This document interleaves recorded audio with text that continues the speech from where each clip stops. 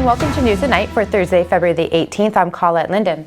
I'm Craig Huckerby. We have spring in the air, but just how much longer is this snow going to be on the ground? I have a date coming up. Ontario is reporting 1,038 new cases of COVID-19 today and 44 more deaths linked to the virus. Health Minister Christine Elliott said that there are 376 new cases in Toronto, 142 in Peel, and 122 in York. Today's data is based on nearly 56,000 tests completed since the last report. To date, Ontario has now given out more than 500,000 vaccine doses. The province says that 1,277 more cases were resolved since the previous update. The War Memorial Hospital and Sugar Island EMS are bringing a COVID-19 vaccination clinic to Sugar Island on Friday, February the 26th. Vaccinations will be given by appointment only. You must be a resident of Chippewa County and over the age of 65. Please call 906-253-1003 to schedule. The Willy Wonka-inspired Great American Treasure Hunt will take place in the Upper Peninsula in June. The hunt by Michigan-based Johnny's Treasure's Quest is for $100,000 in gold and silver. The only way to participate is to find a silver ticket in a chocolate bar. There are 400,000 chocolate bars and 10 tickets. The bars are on sale through the Johnny's Treasure Quest website for $10 each. Courtesy of Johnny's Treasure Quest, those who find the tickets will each receive a 10-ounce silver bar worth more than $200, a 6-night all-expense-paid food, lodging, and transportation trip for two to the Upper Peninsula, and an invitation to compete in the hunt for $100,000 in gold and silver bullion. The teams will be followed by film crews to document their adventure. Call it progress or the sign of the times, but a locally owned corner store that was once a cornerstone in the west end of the city came tumbling down today. Brookfield Market was the go-to corner store for thousands of residents in the area of Roosevelt Avenue, Second Line West, and Borden Avenue for well over 80 years. The store itself has been closed for some time and was recently up for sale with the house on the same property. As with most communities, the locally owned corner stores have all but vanished due to more chain convenience stores moving into town. Many will remember visiting the store for staples like bread and milk, along with milkshakes, Bluebird Bakery donuts, so much more. Another piece of Sioux history gone, but the memories remain. Welcome back, everyone. Well, it was a very nice day today. We saw some nice sun. We saw some milky sky, kind of feeling like spring outside with our warmer temperatures. And speaking of spring, just when will we lose the snow on the ground? I will give you an exact date coming up.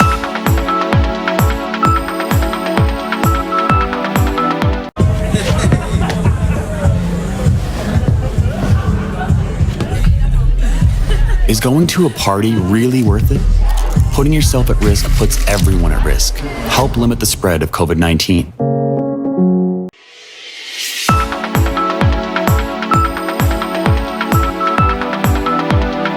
Hi again, everyone. Well, like I said, it was a very nice day today. We are in store for a pretty nice night tonight with partly cloudy conditions. Have a little bit of snow there. That's kind of overdone. We may see some light flurries. Probably not though, but temperatures are dipping to -12, which is exactly where they should be, by the way.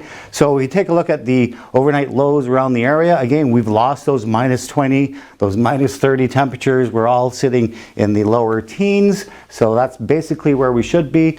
Wawa though, you've been under a snow squall watch or warning all day. You can pick up another 20 centimeters tonight. So -14 with some winds. It's going to feel a little cooler up there with some snow. So let's take a look now at the satellite shot. And again, we have a lot of systems around us, around the continent. We were watching these two systems, see what they're going to do. This is that other Texas low working its way up the eastern seaboard, giving them a mess with ice and snow and heavy rain. We are sitting pretty as high pressure dominates the area. We'll show you that on the surface map right here. And there we go. So we have high pressure here. Again, tomorrow, Wawa could be picking up again some lake effect snow squalls as this trough line associated with that low pressure system scoots off to the northeast. But basically, we're going to see a mix of sun and cloud for most of the next couple of days, actually, as high pressure continues to dominate for us. Again, we are watching these systems as they approach the east, and we'll have news on that probably tomorrow. But now, as far as snow goes, the average snow melt in the Sioux normally leaves the Sioux around April 8th to April 12th. So anytime in that period, we should lose our snow melt. And normally we do have 75 centimeters of snow on the ground at March, and we still lose it by April 8th, April 10th. Right now we only have 20 centimeters. We may see additional snow coming up from those two systems I just told you about, but I doubt that we're going to hit 55 centimeters to make us average and lose all that snow. So we could actually see our snow melt quicker than average this year. So that's good news. So for your next 3 days, we look like this.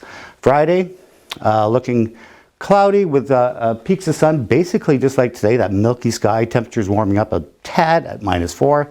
-4 for Saturday, a little more sun, and a little more sun for Sunday. We've kind of taken the flurries out for Sunday.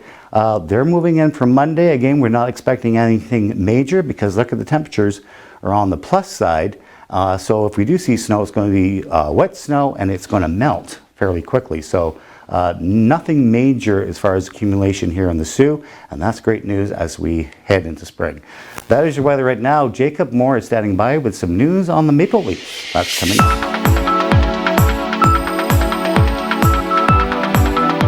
Have you been drinking more than usual? Why not go dry this February? With Dry Feb, you'll help people affected by cancer. And you can also reduce your own risk. Go as dry as you're willing to try. Sign up today. It's easier than you think.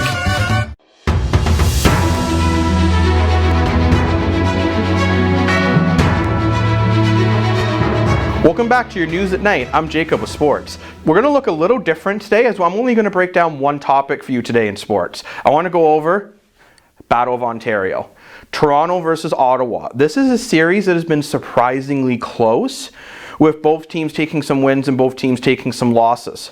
So I think for Toronto to win this game, I want to see them play a full 60 minutes. I want to see them score first. I want to see them play better in their defensive zone, which they did a pretty good job the last game in their defensive zone, but there still were some times where they were turning over the puck, which is Toronto's Achilles heel essentially. This is a big one. I believe this is going to be Hutchinson's first start since the playoffs for Colorado. For Toronto to win, I think Michael Hutchinson's going to have to make some timely saves, but I also think Toronto's going to want to keep the shots on Hutchinson down to a minimum, as the poor guy hasn't played in months. And I still want to see more production from, I say bottom 9, but it's almost like the mid-6. The third and second line isn't doing as much as I think Toronto was hoping they would be doing, especially Tavares and Nylander. For the Senators to win, I think they still need to work on their power play. It was a lot better last game, but they're still having an issue where they're really having a hard time getting into the zone. They're able to get something going once they're in the zone, but until they get in the zone, a lot of times they're wasting 30, 45 to even a minute of power play time. If you lose half your power play every power play, that is really going to hurt you. They need to try to shut down Matthews, Marner, and Thornton. Matthews, Marner, and Thornton have only been together now for another 2 games again, but that line looks really on.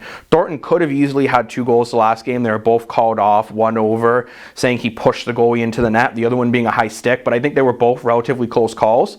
Matthews is on an insane point streak, and Marner's on pace for a career year.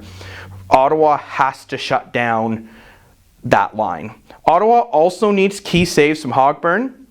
They need to pressure Toronto's defense because, as I said earlier, Toronto does have a tendency of doing some bad turnovers. And with Hutchinson's first game back, Ottawa wants to pepper the puck on Hutchinson like no tomorrow. I think that's Ottawa's key to success. But the reason why we did this a little differently today, just as a reminder, tomorrow at 4 o'clock will be the first episode of 705 Sports with myself and Colette. But speaking of Colette, we got to get back to some news. We'll be right back with you after this commercial break.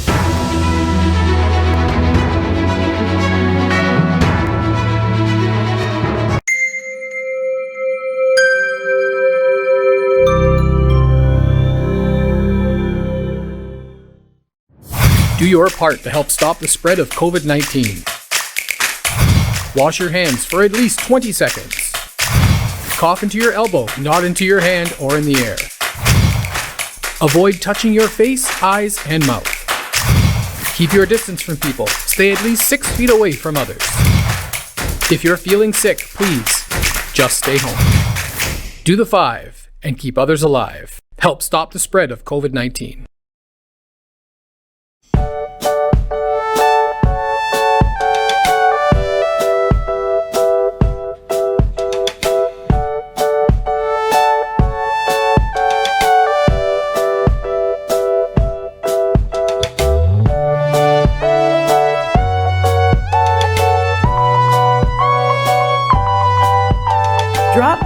one of our 3 Sault Ste. Marie locations. You do life, we do taxes.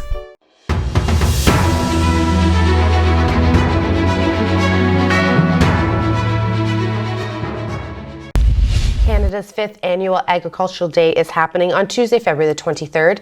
The day is a celebration of Canadian farmers and Canadian-grown food. The events will take place through a virtual fireside chat with leaders from food and agricultural companies. Check out the at-home activities and RSVP to the event at agday.ca. The Indigenous Screen Office has teamed up with the Racial Equity Media Collective and BIPOC TV and Film to bring $3.8 million in funding for Black, Indigenous, and people of color through the Solidarity Fund. This is in response to COVID shutting down productions across the nation and encourages diverse storytelling among Canadians. More information on funding can be found at isobea.ca. Go back to that.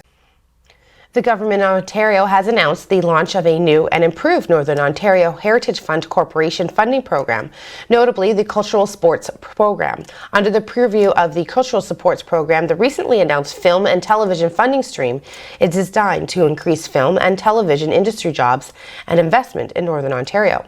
Further, the goal of the program is to increase quality, original film and television productions set and produced in Northern Ontario. Funding for various components of film and television production are meant to showcase Northern Ontario in all its varied and vast glory. If you have a script waiting in your computer in the bottom of the desk drawer, this might be the perfect time to dust it off and share your story. To learn more about this opportunity, check out the article on Sioux Online and My Algoma. On January the 4th, the Anishinaabeg Police Service were made aware of a New Year's Eve party in a contravention of provincial guidelines that had occurred at a residence in the Garden River First Nation. In collaboration with Algoma Public Health, an investigation was commenced. As a result of that investigation, charges have been laid pursuant to the Reopening of Ontario Act. The Ontario government is providing the Sault Area Hospital with $249,000 to build new critical care beds. The funding will improve access to critical care amidst the COVID-19 pandemic.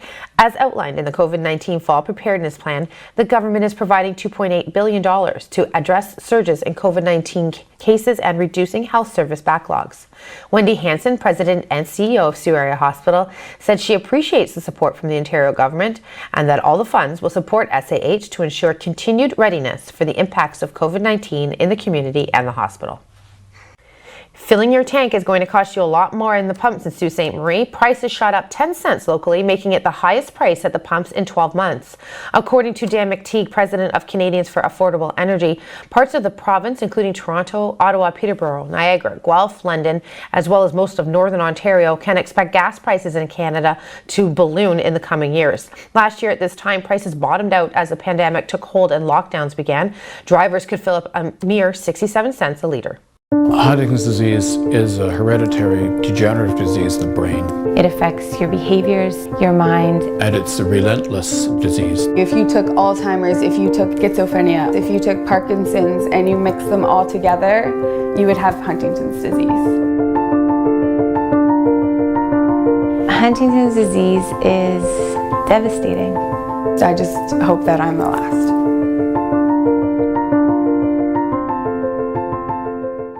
The Canadian Council of the Blind has been improving the lives of those with vision loss for over 70 years. With more than 65 chapters across Canada, it is the largest membership-based organization of the blind. People of all ages dealing with vision loss can join and participate in sports and recreation activities, technology training and assistance, peer support groups, and advocacy programs. For more information, visit ccbnational.net or call 1-877-304-0968. Filling your tank is going to cost you a lot more in the pumps in Sault Ste. Marie. Prices shot up 10 cents locally, making it the highest price at the pumps in 12 months. According to Dan McTeague, president of Canadians for Affordable Energy, parts of the province, including Toronto, Ottawa, Peterborough, Niagara, Guelph, London, as well as most of Northern Ontario, can expect gas prices in Canada to balloon in the coming years. Last year at this time, prices bottomed out as the pandemic took hold and lockdowns began. Drivers could fill up a mere 67 cents a litre. Ontario is reporting 1,038 new cases of COVID-19 today and 44 more deaths linked to the virus.